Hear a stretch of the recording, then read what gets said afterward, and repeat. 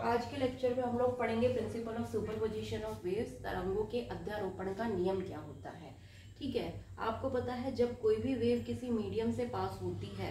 तो किसी particular point से जब वो पास होगी तो वहां पर डिस्टरबेंस होगा। वेव का मतलब क्या है कि एक जो डिस्टरबेंस है वो एक पॉइंट से दूसरे पॉइंट की तरफ ट्रांसमिट हो रहा है। तो प्रिंसिपल ऑफ सुपरपोजिशन ये क्या कहता है कि जब किसी एक पर्टिकुलर पॉइंट पर एक साथ एक से ज़्यादा वेव्स पड़ रही हो, यानी कि किसी एक पर्टिकुलर पॉइंट से एक ही समय में एक से ज़्यादा वेव्स अगर पास हो रही हैं तो उन सभी की वजह से जो वहाँ पर नेट डिस्टरबेंस होगा वो उन सभी वेव्स के इंडिविजुअल डिस्टरबेंस के सम के बराबर हो जाएगा। आपने मान लिया कोई भी है, वेव 1 है, ठीक है, ये इस तरह से मूव कर रही है। वेव 2 है, ये इस तरह से मूव कर रही है। ये वेव 3 है,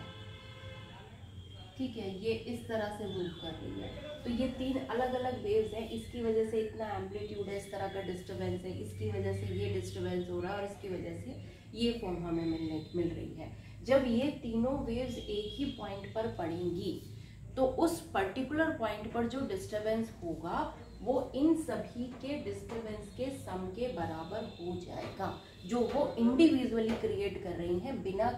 in absence of any other wave. यानी कि वेव 1 का जो ये डिस्टरबेंस है 2 और 3 के एब्सेंस में ये अपना जो इफेक्ट दे रही है, इसका सम हम किस में कर देंगे, 2 में, जो कि अपना इफेक्ट ये दे रही थी जब वेव 1 और 3 प्रेजेंट नहीं थी, यानी कि जब वो इंडिविजुअल थी। तो कहने का मतलब ये है कि प्रिंसिपल ऑफ सुपरपोजिशन क्या कहता है कि जब आपको मालूम है जब कोई वेव किसी मीडियम से पास होती है तो वहाँ पर क्या होता है, डिस्टरबेंस होता है। तो जब किसी एक पर्टिकुलर पॉइंट पर एक ही टाइम में, एक सेम टाइम पर एक से ज़्यादा वेव पास होती हैं तो उनकी वजह से जो नेट डिस्टरबेंस होता है वो इक्वल हो जाता है उन सभी वेव से जो इंडिविजुअल डिस्टरबेंस होना है उन सब के सम के बराबर। ये है हमारा प्रिंसिपल ऑफ सुपरपोजिशन। इसको दूसरी तरह से हम इस तरह से देख सकते हैं,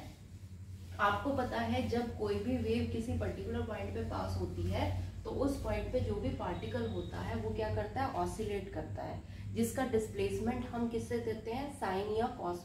इक्वेशंस फंक्शंस की हेल्प से देते हैं। तो उस एक जब एक से ज्यादा वेव किसी एक पर्टिकुलर पॉइंट पर एक साथ पड़ेंगी तो उस पर्टिकुलर पॉइंट पर जो भी पार्टिकल होगा उसका डिस्प्लेसमेंट जो होगा वो इन सभी वेव के वजह से जो इंडिविजुअल डिस्प्लेसमेंट होगा उन सब के वेक्टर सम के बराबर हो जाएगा। मान लो वेव 1 जो हमने ली थी उसकी वजह से पार्टिकल का डिस्प्लेसमेंट आपको कितना मिल रहा है, y1 मिल रहा है, और वेव 2 की वजह से y2 मिल रहा है, और वेव 3 की वजह से y3 मिल रहा है। ये y1 कब मिल रहा है, जब दूसरी y2 y3 या कोई और वेव यहाँ पर प्रेजेंट नहीं है, यानी कि जब सिर्फ वेव 1 प्रेजेंट है। y2 कब हमें मिल रहा है, जब y1 y3 या दूसरी कोई भी वेव वहां पर प्रेजेंट नहीं है, सिर्फ y2 प्रेजेंट है, यानी कि ये इंडिविजुअल जो वेव की वजह से डिस्प्लेसमेंट है ये हो गए। जब ये वेव्स किसी एक पॉइंट पर एक साथ पड़ रही हैं तो उस पॉइंट पर जो डिस्प्लेसमेंट होगा पार्टिकल का वो इन्हीं सब डिस्प्लेसमेंट्स के वेक्टर सम के बराबर हो जाएगा। यानी कि y अगर हम रिजल्टेंट डिस्प्लेसमेंट मान रहे हैं तो ये इक्वल हो जाएगा y1 vector y2 plus vector y3 and so on. तो ये क्या कहता है हमारा सुपरपोजिशन प्रिंसिपल। देखिए प्रिंसिपल ऑफ सुपरपोजिशन क्या कह रहा है कि यहाँ पर क्या है कि जब किसी एक पर्टिकुलर पॉइंट पर एक से ज्यादा वेव्स एक साथ सुपर इम्पोज होती हैं, अध्यारोपित होती हैं, तो हर एक वेव अपना इंडिविजुअल कंट्रीब्यूशन वहाँ पर देती है। उससे उसको कोई इफेक्ट नहीं पड़ता है कि दूसरी वेव्स क्या कर रही हैं, या ये कह सकते हैं ना तो वो दूसरी वेव से अफेक्टेड होती है और ना ही उसका कोई भी इफेक्ट जो है वो दूसरी वेव्स पर पड़ता है, इंडिविजुअल कंट्रीब्यूशन होता है। इसीलिए क्या कह रहे हैं कि जो नेट डिस्टरबेंस यहाँ पर होगा वो सभी वेव्स की वजह से जो इंडिविजुअल डिस्टरबेंस हो रहा है उसके वेक्टर सम के बराबर हो जाएगा, या सिंपली उसके सम के बराबर हो जाता है। ठीक है, जब उस पर्टिकुलर पॉइंट से पास होके वेव्स अलग अलग होंगी तो ऐसा नहीं है कि उनकी फॉर्म चेंज हो जाएगी, जैसा कि वो उस पॉइंट पर सुपर इम्पोज होने से पहले उनकी फॉर्म थी सुपर इम्पोज होने के बाद भी वो वैसी ही रहती हैं, क्योंकि जब उस पर्टिकुलर पॉइंट से वो निकल जाएंगी तो उनकी जो वेव फॉर्म है वो सेम वैसी ही होगी जैसे कि उस पर्टिकुलर पॉइंट पर सुपर इम्पोज होने से पहले थी। क्योंकि प्रिंसिपल ऑफ सुपरपोजिशन क्या कह रहा है कि यहाँ पर क्या होता है कि जो वेव्स होती हैं वो इंडिविजुअली अपना कंट्रीब्यूशन देती हैं, ना तो वो किसी दूसरी वेव को अफेक्ट करेगी और ना ही किसी दूसरी वेव की वजह से अफेक्टेड होती है। यानी कि अगर हम उस पर्टिकुलर पॉइंट पर किसी भी पार्टिकल का डिस्प्लेसमेंट निकालना चाह रहे हैं, नेट डिस्प्लेसमेंट देखना चाह रहे हैं, तो वो इक्वल हो जाता है उन सभी वेव्स की वजह से जो इंडिविजुअल डिस्प्लेसमेंट होना है उसके वेक्टर सबके बराबर हो जाता है। तो ये क्या है, आपका सुपरपोजिशन प्रिंसिपल है। अब अगर हम एक सिंपल सा एक एग्जांपल इसमें लेकर चलते हैं कि मान लीजिए हमारे पास दो वेव्स हैं, वेव ए और बी, ठीक है। यहाँ पर ये जो हमारी सॉलिड लाइन है ये वेव ए को रिप्रेजेंट कर रही है, डॉटेड लाइन जो है ये हमारी वेव बी को रिप्रेजेंट कर रही है, और रेड लाइन जो है ये हमारा रिजल्टेंट है। तो इसमें भी हम सिंपल केस लेकर चलेंगे। फर्स्ट केस, जब एक वेव का क्रस्ट दूसरे वेव के क्रस्ट पे पड़े,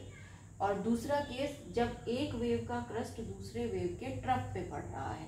तो हमने मान लिया फर्स्ट केस है आपका जब वेव ए का क्रस्ट वेव बी के क्रस्ट के ऊपर पड़ रहा है, when crest of wave A falls on the crest of wave B, then let जो डिस्प्लेसमेंट है आपका वेव ए की वजह से उस पार्टिकल पे जहां पर ये पड़ रहे हैं वो कितना है, 0.4 सेंटीमीटर है, और B की वजह से जो हमने डिस्प्लेसमेंट माना है वो 0.2 सेंटीमीटर है। अब क्योंकि दोनों का क्रस्ट एक साथ पड़ रहा है तो दोनों पॉजिटिव हम लेंगे यहाँ पर, यानी कि प्लस 0.4 सेंटीमीटर YA हो गया और प्लस 0.2 सेंटीमीटर YB हो गया इंडिविजुअल डिस्प्लेसमेंट। तो यहाँ पर क्या है कि जब ये दोनों वेव्स एक साथ किसी पर्टिकुलर पॉइंट पे इस तरह से पड़ रही हैं कि एक का क्रस्ट दूसरे के क्रस्ट पे पड़े, तो आप रिजल्टेंट यहाँ पर सुपर पोजिशन प्रिंसिपल से कैसे निकाल सकते हो, y is equals to YA plus YB, ठीक है, या y इज इक्वल्स टू आप लिख सकते हो यहाँ पर सिंपली YA प्लस YB, क्योंकि दोनों एक ही डायरेक्शन में है, पैरेलल है, बिल्कुल एक दूसरे के ऊपर पड़ रहे हैं। तो ये हो गया हमारा यहाँ पर नेट डिस्प्लेसमेंट। अगर यहाँ पर हम वैल्यूज रखें तो 0.4 प्लस 0.2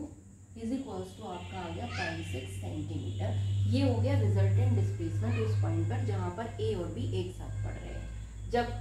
दोनों की क्रस्ट एक के ऊपर एक पड़ रही है, ठीक है, ओवरलैप कर रही है। तो यहाँ से अगर हम देख रहे हैं जो रिजल्टेंट हमें मिला है वो कितना मिला है, 0.6। वेव ए की वजह से डिस्प्लेसमेंट था 0.4 और वेव बी की वजह से आपका डिस्प्लेसमेंट था 0.2। तो यहाँ हमें क्या देखने को मिल रहा है कि जब एक वेव का क्रस्ट दूसरे वेव के क्रस्ट पे पड़ता है तो जो एम्पलीट्यूड है या जो डिस्प्लेसमेंट हो रहा है पार्टिकल का वो पहले से बढ़ जाता है और हर एक डिस्प्लेसमेंट से ज़्यादा होगा। यहाँ पर अगर हम देखें तो YA is greater than YB, और जो हमारा रिजल्टेंट आया है वो क्या है, YA से भी ज़्यादा है। दैट मीन्स अगर एक वेव की क्रस्ट दूसरे वेव की क्रस्ट पे पड़ रही है किसी एक पर्टिकुलर पॉइंट पर, तो वहाँ पर डिस्प्लेसमेंट जो होगा वो इंक्रीज हो जाएगा और हर एक वेव के डिस्प्लेसमेंट से ज़्यादा उसकी वैल्यू वहाँ पर होगी, ठीक है। दूसरा केस क्या ले सकते हैं कि जब एक का क्रस्ट दूसरे के ट्रफ पे पड़ता है तब क्या होता है, सेम वही वेव्स हमने ली हैं ए और बी, इसकी वजह से डिस्प्लेसमेंट है 0.4 और इसकी वजह से मैक्सिमम डिस्प्लेसमेंट लिया है हमने 0.2 सेंटीमीटर। तो जब एक का क्रस्ट दूसरे के ट्रफ पे पड़ेगा तो उस केस में क्या होगा, यहाँ पर भी जो आप डिस्प्लेसमेंट है y उसको कैसे निकालोगे, YA vector plus YB vector. अब दोनों बिल्कुल अपोजिट डायरेक्शन में है, 180 डिग्री का फेज यहाँ पर आ रहा है डिफरेंस। तो यहाँ y इज इक्वल्स टू हो जाएगा, YA का क्रस्ट है और YB का ट्रफ है तो YA minus YB। That means ये क्या हो गया, आपकी वैल्यू एज इट इज रखेंगे तो 0.4 minus 0.2 that means is equals to 0.2 centimetre. अगर एक वेव की क्रस्ट जो है वो दूसरे के ट्रफ पे पड़ रही है तो उस केस में क्या होगा, when a crust of one wave false on the trough of other wave, इस केस में क्या होगा कि जो रिजल्टेंट आपकी वेव होगी या जो रिजल्टेंट डिस्प्लेसमेंट होगा वो दोनों के डिफरेंस पे डिपेंड करेगा। दैट मीन्स अगर इसका 4 था और इसका 2 था तो यहाँ पर हो जाएगा 0.4 माइनस 0.2 यानी कि 0.2 सेंटीमीटर। क्लियर है कि जब एक वेव का क्रस्ट दूसरे के ट्रफ पे पड़ रहा है, उस केस में जो रिजल्टेंट डिस्प्लेसमेंट आपको मिल रहा है वो घट जाता है, और दोनों डिस्प्लेसमेंट से अगर हम देखें या हाइयर जो डिस्प्लेसमेंट है उसके कंपैरिजन में हम देखें तो ये क्या होगा, कम हो जाएगा। दैट मीन्स आपका जो हाइयर डिस्प्लेसमेंट था वो कितना था 0.4, ठीक है, और लोएस्ट कितना था आपका 0.2। दो वेव्स जो यहाँ पर क्या कर रही हैं, सुपर इम्पोज हो रही हैं, उनका जो डिस्प्लेसमेंट है वो 0.4 है और 0.2 है, ठीक है। अब यहाँ से अगर हम देख रहे हैं हमें रिजल्टेंट कितना मिल रहा है, 0.2 मिल रहा है, यानी कि जो हाइयर डिस्प्लेसमेंट था उससे अब इसकी वैल्यू क्या हो गई है, घट गई है। तो कहने का मतलब क्या है कि अगर एक की क्रस्ट दूसरे के क्रस्ट पे पड़ेगी तो वहां पर क्या होता है, डिस्प्लेसमेंट बढ़ जाता है और दोनों से ज्यादा रहता है। 2 या 3 जितनी भी वहां पर जो है पड़ रही हैं, अगर क्रस्ट ही सबकी एक साथ पड़ रही हैं तो वहां पर क्या होगा, नेट डिस्प्लेसमेंट बढ़ जाएगा। लेकिन अगर एक का क्रस्ट और एक का ट्रफ पड़ रहा है तो वहां पर जो डिस्प्लेसमेंट होता है वो पहले के कंपैरिजन में या किसी एक पर्टिकुलर वेव की वजह से जो डिस्प्लेसमेंट है उसके कंपैरिजन में घट जाता है, ठीक है। दूसरी चीज क्या है कि प्रिंसिपल ऑफ सुपरपोजिशन की, कि ये सिर्फ स्मॉल डिस्टर्बेंसेस के लिए ही एप्लीकेबल है। अगर बहुत ज्यादा डिस्टर्बेंस हो रहा है तो हम प्रिंसिपल ऑफ सुपरपोजिशन यानी कि अध्यारोपण का नियम लागू नहीं कर सकते, वहां पर अप्लाई नहीं कर सकते। और इस तरह की जो वेव्स होती हैं जो प्रिंसिपल ऑफ सुपरपोजिशन को ऑबे करती हैं उनको लीनियर वेव्स कहते हैं। और वो वेव्स जहां पर हम प्रिंसिपल ऑफ सुपरपोजिशन अप्लाई नहीं कर सकते हैं, यानी कि जहां पर डिस्टर्बेंस बहुत ज़्यादा होता है, तो उन वेव्स पे जहां हम ये नियम नहीं लगा सकते हैं उन वेव्स को नॉन लीनियर वेव्स कहते हैं।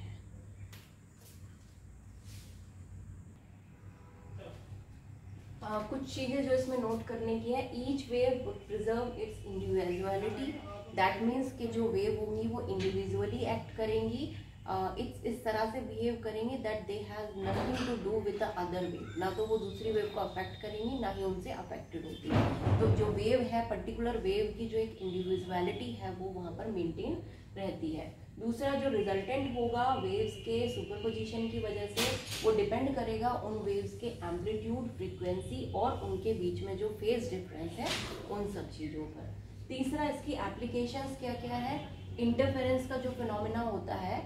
जिसमें हम क्या कहते हैं कि जब दो वेव्स होती हैं जो सेम फ्रीक्वेंसी की एक दूसरे के ऊपर सुपर इम्पोज करती हैं तो कहीं पे एम्पलीट्यूड बढ़ जाता है और कहीं पे एम्पलीट्यूड बहुत ज़्यादा घट जाता है। तो ये इंटरफेरेंस का जो फिनोमेना है उसको एक्सप्लेन करने के लिए भी हम सुपरपोजिशन प्रिंसिपल का ही यूज़ करते हैं। या बीट्स की जो फॉर्मेशन होती है, जो ये क्या है, एक तरह से सुपर इम्पोजिशन होता है साउंड वेव्स का, जिनकी फ्रीक्वेंसी बहुत स्लाइटली डिफरेंट होती है। मान लीजिए 2 साउंड वेव्स हैं जिनकी फ्रीक्वेंसी में बहुत स्लाइट डिफरेंस है, तो जब वो एक दूसरे के ऊपर सुपर इम्पोज होती है तो वहाँ पर भी क्या होता है, कहीं कहीं पर जो है रिजल्टेंट इंटेंसिटी साउंड की वो बहुत ज़्यादा बढ़ जाती है और कहीं कहीं पर क्या होता है, बहुत ज़्यादा घट जाती है, तो बीट्स वहाँ पर क्रिएट हो जाती हैं। या स्टेशनरी वेव्स होती हैं या स्टैंडिंग वेव्स भी इनको कहते हैं, जब दो वेव्स जो कि कह सकते हो एम्पलीट्यूड भी सेम है, फ्रीक्वेंसी सेम है, टाइम पीरियड सेम है, एक सेम लाइन में मूव कर रही हैं लेकिन अपोजिट डायरेक्शन में मूव कर रही हैं,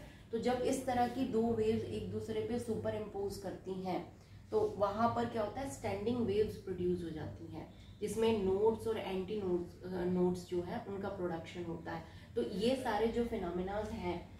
इंटरफेरेंस हो गया, बीट्स हो गई, स्टेशनरी वेव्स या स्टैंडिंग वेव्स हो गई, इन सबको एक्सप्लेन करने के लिए हम प्रिंसिपल ऑफ सुपरपोजिशन का यूज़ ही करते हैं। तो ये आपका क्या है, प्रिंसिपल ऑफ सुपरपोजिशन है, जिसको हम आगे आपको लेक्चर्स में पढ़ाएंगे। इंटरफेरेंस क्या होती है, डिफ्रैक्शन क्या होता है, तो वहाँ पर हम इस फिनोमेना को, इस